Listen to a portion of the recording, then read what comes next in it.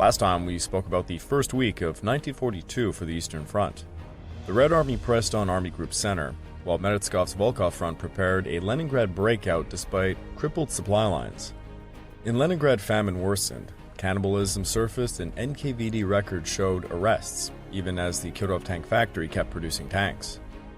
The Baltic-Sevastopol front saw stubborn resistance. Soviet submarine fleets, though hampered by ice and poor training, managed some limited successes. 5 transports, a submarine, and 2 tankers were sunk by the year's end. Army Group North protected the Leningrad corridor against repeated Soviet attempts to sever it, while Medetskov's 4th and 54th Armies attempted operations west and south of Lake Ladoga to relieve the siege.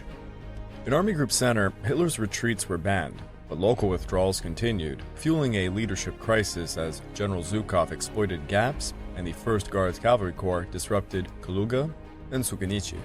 Guderian's retreats sparked relief demands and Guderian's removal. On the southern and Crimean fronts, Sevastopol withstood heavy pressure. Kerch and Feodosia saw mixed Soviet landings and German counterattacks, with Petrov's defense holding deep into late December. This episode is Kluge's Ultimatum, Guderian Goes Rogue.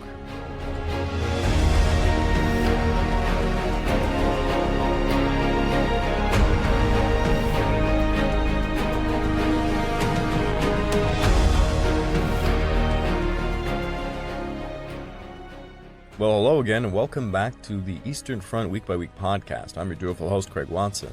But before we begin, I just want to remind you all that this podcast is only made possible through the efforts of Kings and Generals over at YouTube.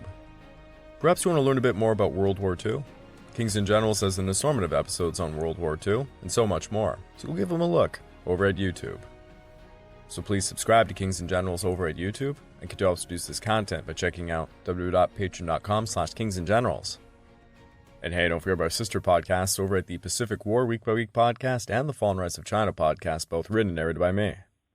And if you're still hungry after all that for some more history, why don't you check out my personal channel, the Pacific War channel, found over at YouTube, or my podcast series, Echoes of War, found on major podcast platforms.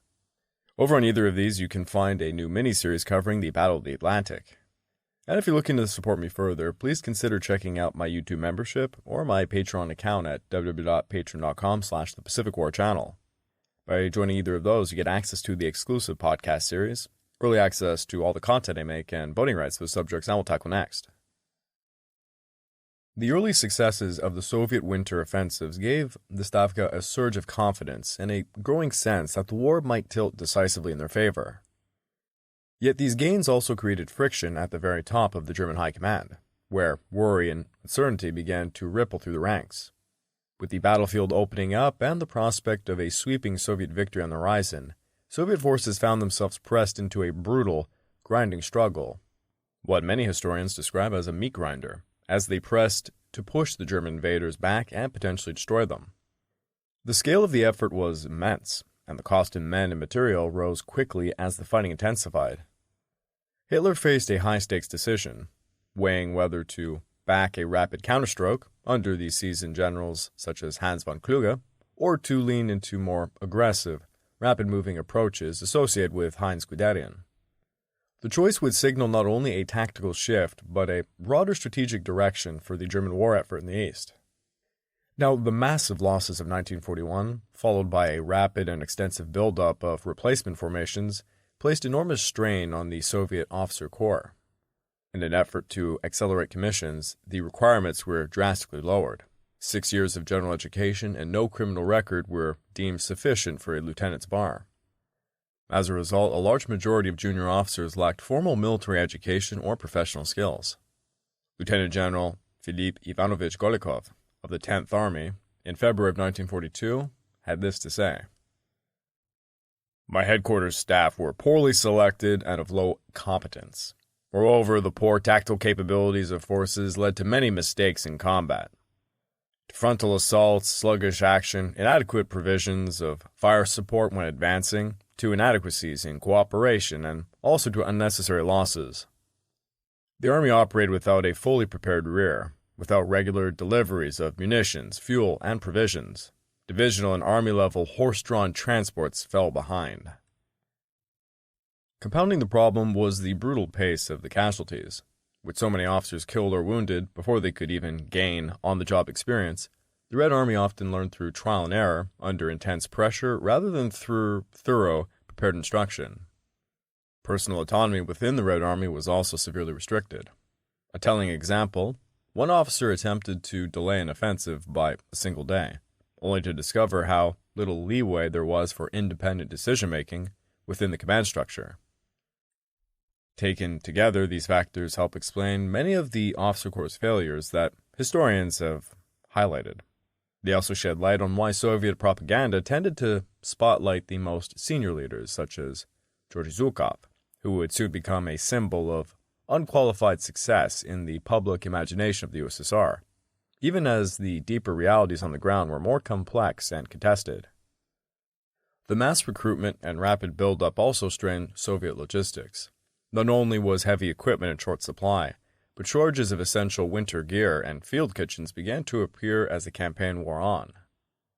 These logistical gaps further limited the effectiveness of Soviet troops in the brutal winter conditions, compounding the already severe challenges on the front. Stahl recalled, "The Western Front's initial request for 340,000 sets of winter clothing was met in full, but a subsequent request on October the 29th for a further 558,000 sets fell woefully short. This meant that even elite guard units were sometimes inadequately clothed." This week, Stalin sent a series of caustic messages to the newly formed Volkhov front for failing to achieve the rapid and dramatic gains he demanded. Stavka had expected the Volkhov front to seize its jumping-off points and complete its force concentrations for the next stage of the offensive by the 26th. Spurred by this pressure, the 4th and 52nd Armies pushed to the river line between Kirishi and Novgorod and began expanding bridgeheads across the river on the 27th. Yet Ivanov's 4th Army fell short of securing its objectives at Tigoda Station, leaving that target incomplete. At the same time, the 54th Army continued fruitless assaults against Kirishi and the surrounding villages throughout the week, yielding no gains. To strengthen the defense, Leib reinforced the Volkhov strongpoint with the 291st and 269th Divisions from Leningrad, converting the town into the linchpin of the Volkhov defensive line. Beyond German resistance, adverse weather further hampered Soviet troop movements. Acknowledging the realities on the ground, the next phase of the offensive was postponed until early January and would be launched in a staggering sequence rather than a single sweeping push. On Christmas Day, Leib sought to frame the events as a German victory in an address to his troops. "The battle's on, and to the east of the Volkhov, as well as the withdrawal of the front into a secure winter position behind the Volkhov. You have again met the highest requirements of defensive power and of physical resiliency in fulfilling the mission. The enemy arrives at the Volkhov empty-handed. Since June the 22nd and up to the 20th of December, Army Group North has taken 438,950 prisoners and captured or destroyed 3,847 tanks and 4,590 artillery pieces. We reverently bow our heads to those who have given their lives. The homeland thanks us for having protected it and counts on us in the future. We shall justify his trust. The new year will find us ready to repel all enemy breakthrough efforts until De Führer calls us again to resume the attack." Yet, as had become common with German claims of success since the beginning of the invasion, the casualty tallies had told a completely different story. The Tikhvin offensive failed to achieve its operational and strategic aims. The plan called for encircling the 54th Army, linking up with the Finnish forces at the Oka River, and cutting off supplies to Leningrad. None of these objectives were completed. Historian David Glantz estimated that the Soviets suffered up to 190,000 casualties across the Tikhvin offensive. The counterattacks and the broader operations around Leningrad drew up a force of roughly 300,000 troops deployed since about October. By contrast, the Germans employed around 180,000 soldiers in the same sector, incurring approximately 45,000 casualties. Across the front line, many German officers used their Christmas addresses to persuade their men that the invasion of the USSR was a holy crusade, hoping to reinvigorate the troops with a renewed sense of purpose. By contrast, the Soviets treated Christmas as an opportunity to strike at German morale. One stark example was the so-called Christmas card, depicting a snowy landscape dominated by crosses with German helmets hanging on them, captioned simply as living space in the east. Halde hosted 2 massive Christmas parties on December the 24th, hosting his closest associates and enjoying a rare moment of festive cheer, while the rest of Die Wehrmacht endured a harsh winter as Soviet offensives raged along the front. Both sides seized any chance to disrupt the other's calendar, turning holidays into elements of psychological and operational warfare. While Halde partied in Melwald, the Ulster faced empty stomachs or the daily reality of combat conditions. Despite the optimism in his speech, Leib doubted his army's ability to withstand a renewed major attack given the lack of reinforcements. The frozen swamps had stretched his front lines, and he lacked the troops to cover the exposed stretches. The withdrawn 8th and 12th Panzer Divisions were forced to devote 3 battalions each to rear area security, leaving only the 20th Motorized Division as a true reserve. Leib feared a Soviet assault would strike the boundary between the 16th and 18th Armies, and this manpower shortage compelled him to order the 225th Division airlifted from Liepāja port to speed its redeployment. As December drew close, Lake Ladoga's ice thickened again to about 1 meter, with a snow cover of roughly 30 centimeters. This thick ice would bear the weight of KV tanks as well as supply trucks, a crucial factor for movement across the lake. Coupled with ongoing organizational reforms, these conditions contributed to a notable uptick in a supply flow, about 700 tons on the 22nd and roughly 800 tons on the 23rd. This was significant, marking the first time the Road of Life managed to deliver more than the city's daily consumption rate under the brutal rationing that had characterized Leningrad's siege. This would mark a turning point in the siege era, signaling the first real opportunity to increase rations since September. Bread rations were adjusted. Workers and engineers would receive 350 grams of bread, while employees, dependents, and children were limited to 200 grams. Despite these adjustments, famine and disease continued to ravage the civilian population, as many basic food needs remained unmet. In an effort to relieve some of the suffering, the Leningrad front released 300 tons of food stockpiled in Kronstadt and other nearby forts for redistribution to civilians. Soldiers themselves also stepped forward, voluntarily reducing their own rations to conserve resources for the starving population. Even with these measures, December deaths totaled around 50,000. Clearly, more work was needed to increase the output along the Road of Life in order to sustain the city. Traditionally, Hitler's Halt order on the 18th is cited as having saved Army Group Center. This interpretation was widely promoted by Nazi propaganda and early histories of the Eastern Front. In the moment, halt and hold decisions did provide strategic clarity at a time when few were willing to assume responsibility for a decisive move. Moving forward could have meant a longer retreat, which seemed disastrous to many commanders, while fighting in place appeared to offer a defensible alternative. The short incremental withdrawals that did occur were devastating for the units involved. Vast quantities of equipment were abandoned, and troops endured extreme strain from marching, exposure to cold, and exhaustion. Yet the halt orders were often too restrictive, preventing necessary movements or delaying it when urgency demanded action. Even at the company level, commanders technically needed Hitler's personal permission to advance or retreat. In practice, obtaining Hitler's approval could take hours or even days. While the Nazis believed that they were destined to triumph and had indoctrinated a large portion of the officer corps, die Wehrmacht operated under Auftragstaktik. Von Manstein would say in his book, Post-War Lost Victories, "This brings me to the factor which probably did more than anything else to determine the character of Hitler's leadership. His overestimation of the power of will. This will, as he saw it, had only to be translated into faith, down to the youngest private soldier, for the correctness of his decisions to be confirmed and the success of his orders ensured. Such a belief inevitably makes a man impervious to reason. It leads him to think that his own will can operate even beyond the limits of hard reality. Whether these consist in the presence of far superior enemy forces, in the conditions of space and time, or merely in the fact that the enemy also happens to have a will of his own." This philosophy entrusted subordinates with the initiative to achieve the mission rather than rigidly following orders from above. Stahel summarizes mission-based tactics, or Auftragstaktik, as, "If the mission or the intention of the order was endangered or an anticipated opportunity arose, But authorization from higher command was impossible owing to time pressure or communication difficulties. Then the officer on the spot was empowered to act, even against his orders, to achieve the mission.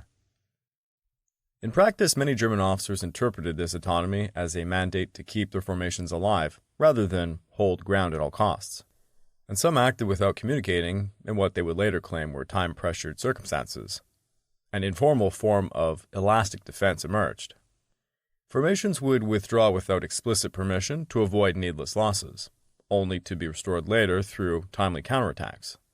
The vast scale and static nature of the strategic maps at Hitler's HQ meant he rarely, if ever, saw these on-the-ground movements, remaining unaware of how battles were evolving in the real time. Recent studies have found that disobedience and independent action were widespread across Army Group Center, though most of the officers involved were junior enough to keep these events hidden from Hitler. In many cases, divisional or even corps-level officers covertly assisted these efforts. There are numerous diary entries documenting retreats that were never authorized by high command. For instance, the war diary of the 46th Panzer Corps noted the 5th Panzers abandoned the villages of Lizlovla and Kuzminskoye, only for these positions to be recaptured later that same afternoon in a counterattack with heavy enemy losses. This autonomy helped mitigate the worst implications of Hitler's orders. Now, last week, the Soviets had managed to push the Germans away from Moscow, and now they pursued an ambitious objective, encircling and destroying Army Group Center. Bravada had wanted proof of a Soviet victory, so they staged a shot of Germans retreating with POWs marching through snow and some wind created by airplane propellers. At a minimum, General Zhukov aimed to force the German forces back to their pre-typhoon positions. Zhukov's second phase began on the 18th, though in some sectors the attacks were delayed. By the 22nd, Soviet efforts were hammering at every segment of the German lines, probing for weak points. Across the front, Strauss's Ninth Army was in a cautious, deliberate retreat towards Staritsa, losing only a few kilometers each day to preserve frontline cohesion. Yet Staritsa was little more than a map point, lacking terrain features favorable to defenders.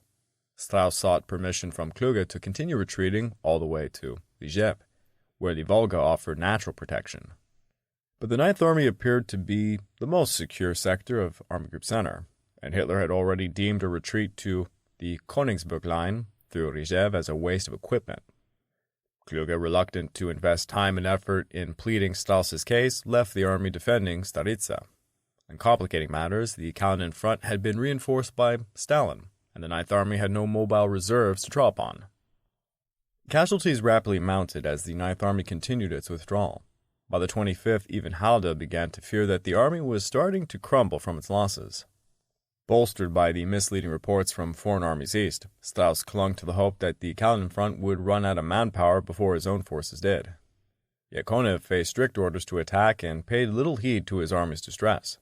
Day after day, attacks were poured into the grind of battle. His commander's terse reply was, "You will attack at once. If not, I'm afraid your health will suffer." The extreme cold forced fighting to focus on villages and the shelters, while the stretches of ground between them were held only lightly by reconnaissance units. By the 26th, the 6th Army Corps had exhausted its reserves and urgently requested permission to withdraw. Strauss refused, citing Hitler's orders. Kluge supported the decision, but added a caveat to the order. "Only when the VIAC threatens to be smashed, its withdrawal, but not to a greater degree, in order." On the 27th, both the 6th and 23rd Corps again requested an immediate withdrawal, which was granted for the evening of the 28th. The Ninth Army's war diary for the 27th read like this: "For the first time, under the power of events beyond human control, the difficult decision was taken to withdraw the Staritsa line at certain points, which was to be held at all costs, according to the Führer's orders. Without this, the front, in view of the ever-growing enemy pressure, would rupture. Then the connection would be broken, leadership and influence on the individual units would be eliminated, and a rapid dissolution of the army would be inevitable as a consequence. However, in these fateful hours, the Ninth Army Command feels the great responsibility of saving the army from its otherwise certain destruction." And to the east, Reinhardt remained focused on his own sector, paying little heed to the wider front line. He had already ignored Hoppner's orders to cover a broader stretch of the line. Hoppner would later accuse Reinhardt of falsifying reports from neighboring units' retreats to justify his own unauthorized withdrawals. On the 21st, Reinhardt refused orders to send the 2nd Panzers to aid the 5th Corps at Volkhov. After several hours of debate with Hoppner, Reinhardt reluctantly agreed to dispatch a single panzer battalion from the 6 Panzers. Reinhardt and a staff officer complained about even this concession. "What is the point of us holding if the right flank breaks?" Both panzer groups remained under the 4th Army, but Kluge had not yet arrived from Ukraine to replace Kluge as its commander. As a result, Kluge endured ongoing friction from the panzer commanders. In the end, Kluge returned both panzer groups to Army Group control and temporarily designated Reinhardt as commander of the 4th Army, with Panzer Group 3 to be merged with the 5th Army Corps. Reinhardt, however, managed to delay his departure long enough to derail this entire plan. Stimme of the 4th Panzer Corps became the temporary commander of the 4th Army instead. Reinhardt's diary entry on the 24th read as such: 12 o'clock. Decision that I can stay. Thank God. Kluge finally arrived on the 26th, and the 4th Army's Chief of Staff, Blumenschmidt, was replaced the next day by Colonel Berneth. Kluge came into prominence by writing a falsified report of the encirclement, in which he glorified his own role as a corps commander. He then covertly sent it to Hitler's headquarters and other high officers. The Großtransportram simply lacked the fuel and trucks needed to deliver the munitions required for intensive defensive battles. Despite the heightened consumption, train deliveries declined only in December, worsening the supply strain. After days of relentless fighting, the 5th Army Corps was forced to surrender at Volkhov, and then at Ivanovskoye by the 24th due to ammunition shortages. Neither withdrawal had received permission, and Rudolf did not receive any rebuke. Once again, Reinhardt refused to assist Rudolf despite orders from Hoppner, only being pressured into sending a single battalion more as reinforcements. On the 26th, a major assault breached the lines of the 106th Infantry Division, which had been reduced to just about 300 combat-effective troops. Reinforcement was limited to 10 tanks from the 6th Panzer Division, sent only on the condition they would be returned afterwards. By the 28th, the 5th Corps managed to rally and counterattack, retaking the heights west of Ivanovskoye and encircled several Soviet formations. Rudolf benefited from secure flanks and the proximity of mobile divisions. Throughout the week, multiple small Soviet breakthroughs would occur, but these were quickly counterattacked and crushed by mobile forces. Kluge's former 4th Army had been the only formation not to undertake a major retreat by the time of the renewed Soviet offensive. This left them protruding as a bulge in the front lines when Hitler's halt order was issued. Their front ran along the Oka River, fortified with bunkers and trenches. Yet Guderian's negligence created a crisis to the south, where the Soviets had split the 43rd and 24th Army Corps. Guderian repeatedly refused to act, even with both corps commanders under his command. With Guderian abrogating his responsibility, the 43rd Corps was transferred to the 4th Army. Despite Hitler explicitly denying permission, Kluge granted Hennici limited autonomy to maneuver his corps away from the Soviets. Hennici's letter to his wife, dated December the 22nd, read as such: I am again standing at the high point of Russian pressure. Basically, we are already fully encircled. Yesterday, the situation was hopeless. We were anticipating our end in the encirclement. At the very last minute, Kluge gave permission to withdraw again. That prolonged our existence for a little bit longer. And again, we only know of this withdrawal from Hennici's letter home to his wife, as there was no records of it. As we can see, Kluge was not inclined to blindly hold the front line, opting for small retreats where necessary to avoid endangering neighboring formations. While we only have documented evidence of the 43rd Corps' withdrawal, it remains possible that Kluge issued additional covert orders to retreat, though no records survive to confirm it. The withdrawal of the 43rd Corps came just in time, as a new Soviet attack on the 22nd broke through to its north, leaving the Corps exposed on both flanks, a risk of encirclement, and cut off from the rest of the 4th Army. This also left the 13th Corps with an exposed southern flank, and put the entire 4th Army at risk of being rolled up from the south.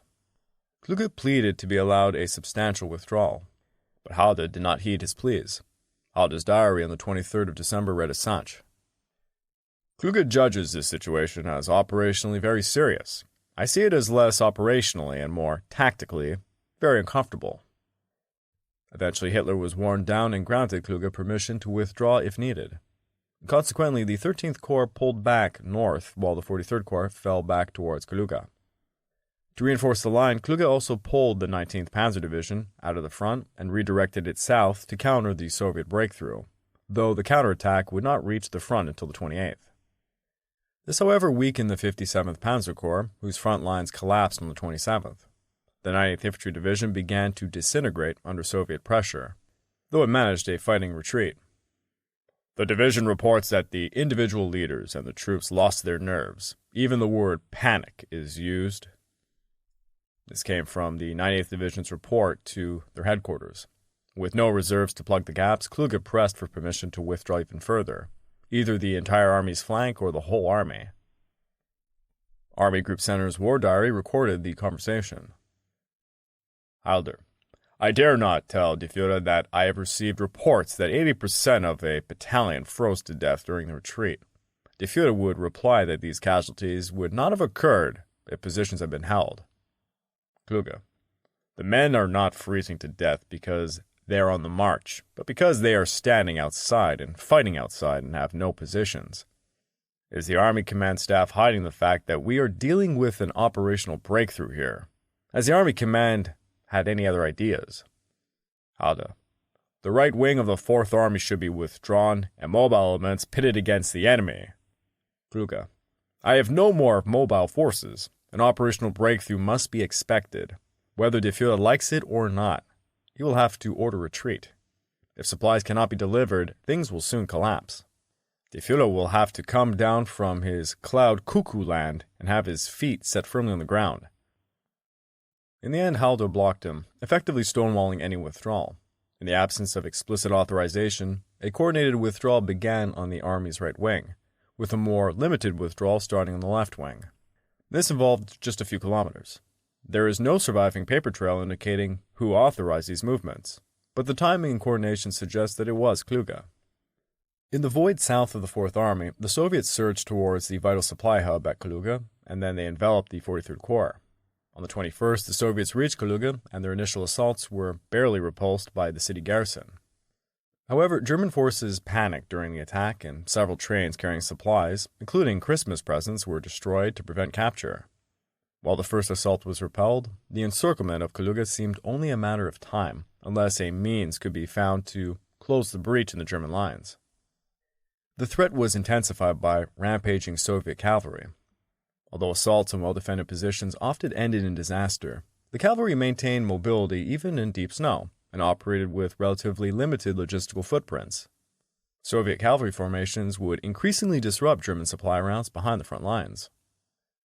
On the day Guderian reached the Wolf's Lair, Kluge covertly moved a regiment from each division behind the Oka River, more than 70 kilometers to the west, where a new defensive line was being prepared. This act was not only open defiance against Hitler, it also would leave a massive void in the German front, threatening both army groups center and south. Outraged, Kluge informed Halde, who then briefed Hitler on the matter. As Kluge said, Guderian's conception is so pessimistic, one must assume that he has lost his nerves. Guderian had hoped to present a fait accompli, his retreat, but this was not tolerated. It is remarkable that Hitler spent several hours trying to secure Guderian's obedience despite the insubordination. By the end of the day, Hitler believed he had won Guderian's obedience, if not full agreement. As Guderian would say, then this means taking up positional warfare in an unsuitable terrain. If such tactics are adopted, we shall, during the course of this coming winter, sacrifice the lives of our officers, our non-commissioned officers, and the men suitable to replace them. And this sacrifice will have been not only useless, but also irreparable. Hitler: Do you think Frederick the Great's grenadiers were anxious to die? Guderian: The intentions I have heard expressed will lead to losses that are utterly disproportionate to the results that will be achieved. Hitler: But you are seeing events at too close a range. You have been too deeply impressed by the suffering of the soldiers. You feel too much pity for them. Meanwhile, Schmidt faced a Soviet breakthrough of his own. Kluge sought to pull the 48th Panzer Corps back behind the river and abandon Livni to free forces for a counterattack, but Hitler refused. Halder informed Kluge that they could only retreat to the Tim River if that the rearward line is so prepared that a successful infantry defense can be guaranteed. The 9th Panzer Division nonetheless managed to counterattack between the 20th and the 22nd. The series of actions temporarily stabilized the situation and restored the German lines. By this point, Guderian had returned to his headquarters and reiterated Hitler's orders to the complaints of his officers. The Second Army was instructed not to surrender any more ground, though Schmidt protested. Rigidly conducted, however, the order leads to very great dangers. We have the thinnest front. Reserves are absent. The Russian is superior. He is close to his good railway network. He can move operationally and tactically, and thus form points of concentration. These circumstances must lead to break-ins and breakthroughs. Breakthroughs can only be rectified by counterattacks. If one has no forces to counterattack, then local relocation mixed with counter-thrusts must be used to restore the situation. On the 22nd, a Soviet offensive broke the lines of the 296th Division. When permission to withdraw was denied, Guderian nonetheless withdrew. The following day, he ordered his entire army group to retreat to the Oka River, ignoring Kluge's counter-orders. On the 24th, Kluge contacted elements of Guderian's forces and quickly confirmed that the withdrawals were continuing, and that Guderian had repeatedly misrepresented their positions. Although this could have been an opportunity to remove Guderian, Kluge described the retreats as being, quote, under the compulsion of circumstances, which was arguably true to some extent. Having just covered for Guderian, Kluge expected loyalty in return. Guderian was ordered to close the gap between Belev and Kluge, and then to strengthen his left flank. His response was extremely hostile and culminated in a demand to be removed from command or placed before a military tribunal. Army Group Center's war diary read, General Guderian replies that he does not have the slightest hope that anything will be changed due to the unending interference and the intended measures in the overall situation. He then asks for removal from his post because, according to him, the measures which were ordered would not change the overall situation. He had no objection if one was to bring him before a military tribunal. On the 25th, the conflict flared up again as Kluge learned of the 47th Panzer Corps' unauthorized withdrawal from Chern. Guderian's initial response was, in these unusual circumstances, I lead my army in a manner I could justify to my own conscience. In response, Kluge presented Halder with an ultimatum. Either he or I must go. I have the greatest respect for General Guderian, and he is a fantastic commander, but he does not obey. In this situation, I can only transmit and execute de Führer's orders, if I can rely on my army commanders. Kluge said to Halder, I am basically entirely on Guderian's side. One cannot simply let himself be slaughtered. But he must obey and keep me oriented. Guderian again requested relief from command. Hitler dismissed him that same day, and Schmidt then took command of the small army group. Schmidt, however, continued in the same pattern, repeatedly withdrawing without Kluge's permission until his group reached the Oka River. There they fortified themselves and began repairing their worn-down equipment. With the Second Army pushed back so far, Army Group South transferred the majority of the 168th Division and some of the 62nd Division to the Second Army to try and shore up its boundary with the Sixth Army.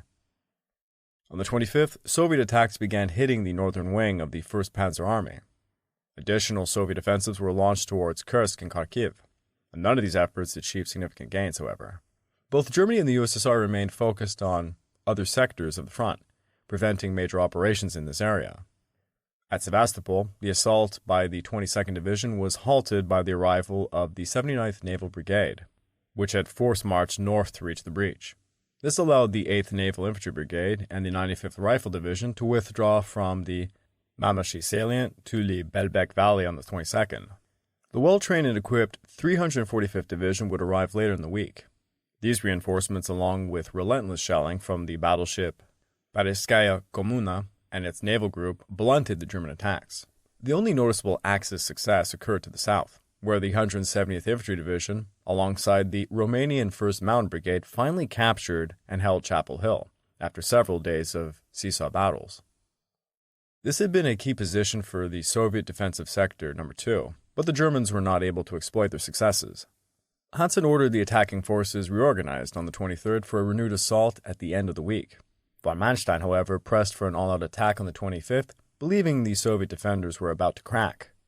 The plan failed when the main effort struck a fresh defense instead of the expected weak point, encountering troops from the 345th Rifle Division. Manstein halted these attacks the same day, but pushed for a more focused offensive against the Arcadia mountain positions. By this time, the Soviets had received over 26,000 reinforcements, while the German divisions had received none. Early morning on the 26th, the 51st Army returned to Crimea. About 5,000 men landed in the first wave of amphibious operations around Kerch. Kluge-Guderian had wanted to showcase his initiative and devised a overcomplicated naval landing plan. The plan depended heavily on fire support from the BBS and the Black Sea Fleet to keep these small groups alive. Storms forced 2 landings to be cancelled, however. In addition, a shortage of landing craft forced the use of whaleboats to transport men and equipment to the shore, leading to numerous drownings and cases of hypothermia in the rough seas. This left 5 disjointed beachheads with frozen, lightly equipped, and exhausted troops, unable to coordinate effectively. The plan assumed that they would eventually connect up, but instead they dug in and awaited a German counterattack. Furthermore, one landing had been opposed and quickly contained by a small German force. All this left Manstein believing that the 46th Infantry Division could handle the Soviet attack alone. Now concluded that the 46th plus the 2 Romanian brigades were insufficient to withstand a major Soviet offensive, so he sent a single regiment from the 73rd Infantry Division to bolster the defenses. He also ordered the port facilities at Kerch destroyed if the defenders were forced to retreat, and on December the 22nd, the Arcadia Conference began, with the United States ultimately agreeing to a Germany-first strategy. I would like to take this time to remind all of you that this podcast is only made possible through the efforts of Kings and Generals over at YouTube. Please go subscribe to Kings and Generals over at YouTube. You can also produce this content by checking out www.patreon.com/kingsandgenerals. And hey, don't forget about sister podcasts over at the Pacific War Week by Week podcast and the Fall and Rise of China podcast, both written and narrated by me. And if after all that, you're still hungry for some more history, why don't you check out my personal channel, the Pacific War channel, found over at YouTube, and my podcast series, Echoes of War, found on major podcast platforms. And if you're looking to further support me, please consider checking out my YouTube membership or my Patreon account at www.patreon.com/thepacificwarchannel.